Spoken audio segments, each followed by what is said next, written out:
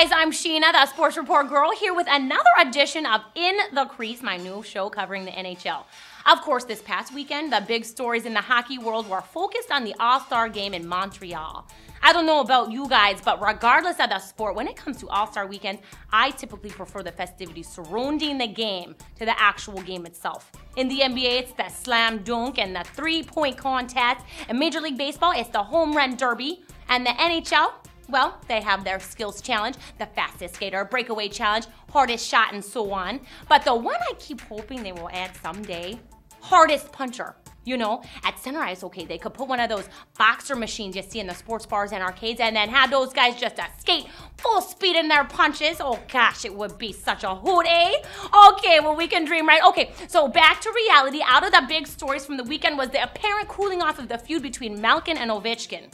During the breakaway challenge, Malkin assisted Ovechkin on putting on his now infamous sunglasses and Canadian flag-adorned bush hat. The stunt, which seemed a bit modest in the skills department, more than made up for it with its infusion of character and personality.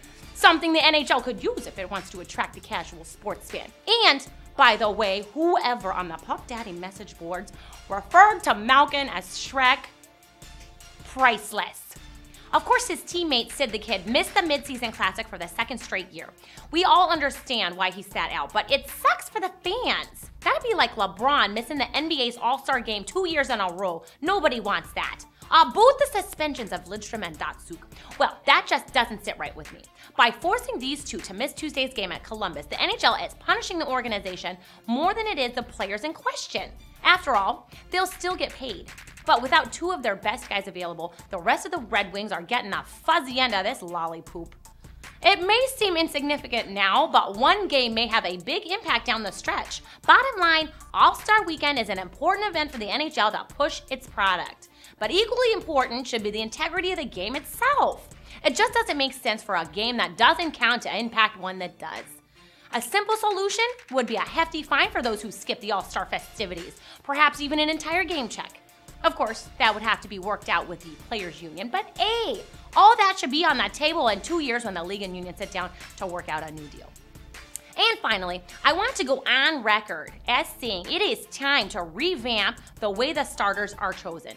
To have only 4 teams represented in the starting lineups, that is preposterous. But hey, that is what happens when it's left up to the fans. I am not saying that we shouldn't have a voice. We should. But it needs to be more of a controlled process.